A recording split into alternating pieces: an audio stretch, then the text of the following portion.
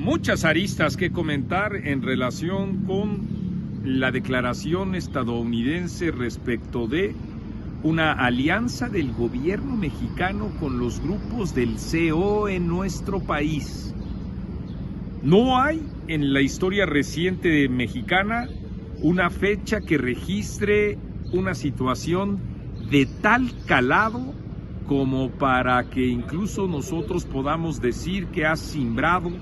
a la clase política mexicana y por supuesto también a todos aquellos reductos sobre los que se soporta nuestra economía. No exagero, en primer lugar porque esta declaración está acompañada de la aplicación de las medidas arancelarias del 25%, como todos sabemos, y además se encuentra en un contexto en donde no existe un plan A, ni B, ni C. A diferencia de lo que está pasando con el gobierno de Canadá, en México la respuesta de Claudia Sheinbaum fue la respuesta típica del populismo autoritario, vacua, eso sí encendida, acompañada además, ustedes lo vieron, ¿qué podría fallar?, en la Cámara de Diputados del himno nacional, así como la primera avanzada frente a una situación como esta. Ya nada más falta que los farsantes de la 4T, esos vocingleros del oficialismo, se pongan el uniforme militar de los mexicanos y así enfrentar al extraño enemigo. Mucho más complejo es el asunto. En primer lugar, porque un señalamiento como el que hace el gobierno de Estados Unidos ha de estar, todo parece indicar que está documentado y que en los siguientes días, si no es que horas, porque el cálculo de la política siempre esto es impredecible, pero no podría tratarse nada más de una especulación, sino de algo que podemos decir que el gobierno estadounidense va a ofrecer, porque en efecto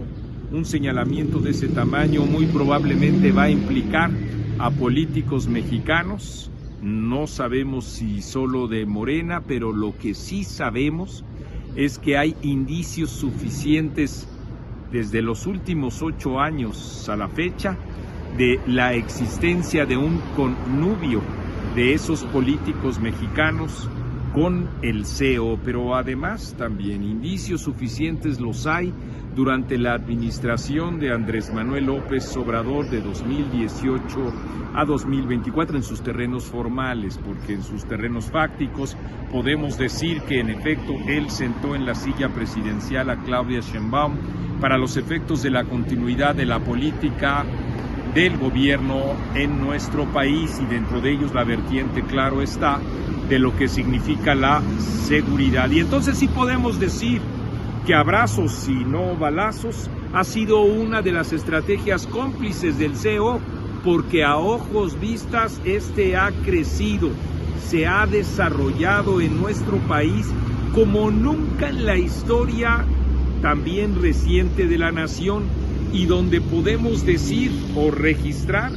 un enorme cúmulo de historias, un enorme cúmulo, estamos hablando de decenas, de centenas de miles de corazones y de ilusiones rotas. Eso es el entorno en el que se ha desarrollado el CO, y en efecto a usted que me está viendo en estos momentos les consta. En cada uno de los registros que hemos dado, insisto, desde hace más de 6 años a la fecha, en Guerrero, en Veracruz, en Chiapas, ustedes lo han visto, también en Morelos. Y hay que llegar desde luego a hablar de Sinaloa, porque otra de las vertientes en las que tenemos que ver esto es que Claudia Sheinbaum se encuentra secuestrada, en efecto, para actuar más como una jefa de mafia que como una jefa de gobierno, porque lo que está diciendo al señalar que Estados Unidos está difamando al gobierno mexicano es defender así a ultranza, y espero, en verdad, que no a ciegas, a distintos personeros que deberían por lo menos ser investigados. ¿Hay indicios o no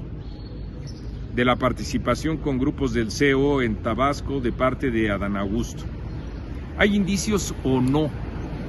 de participación dentro del CO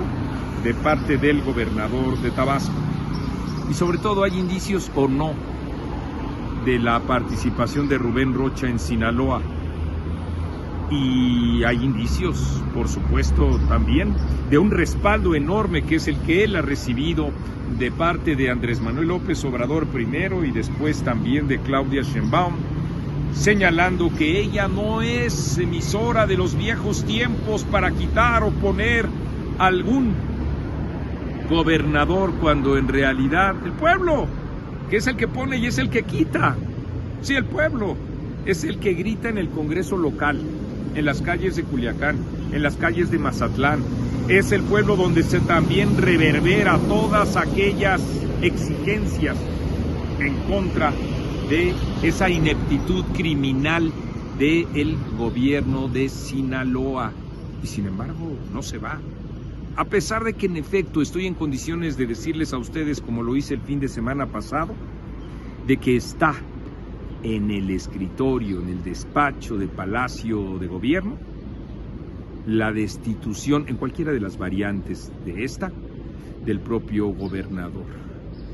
Por eso, finalmente, también la última vertiente es la que podemos nosotros señalar, aquella que habla de unidad con Claudia Sheinbaum. Le hicieron tendencia en redes sociales, ustedes lo saben. La unidad, y quien no esté unidos es apátrida, ¿no? La postura editorial de etcétera, como la que estoy completamente seguro sostienen millones de ciudadanos, es la siguiente: no a la injerencia del gobierno de Estados Unidos y no al respaldo de un gobierno que ha dispensado a grupos del CO en nuestro país.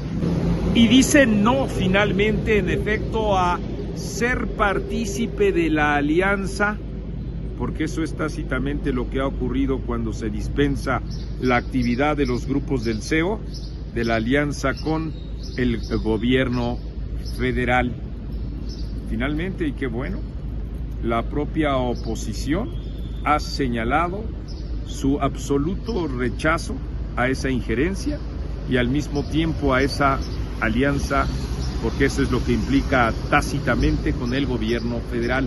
Nosotros en etcétera tenemos que agregar lo siguiente: para hacer posible una alianza o una unidad nacional, en primer lugar tendrían que estar en la cárcel los responsables de esa violencia criminal,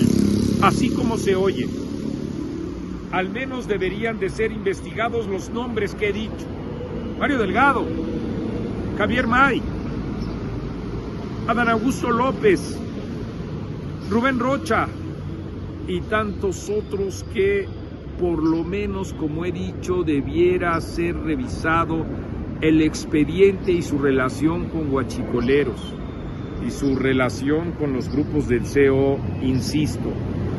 Debería también detenerse la debacle que significa la destrucción de nuestro sistema judicial. Debería detenerse la debacle de todo aquello que implica la destrucción de las instituciones y las leyes de la democracia.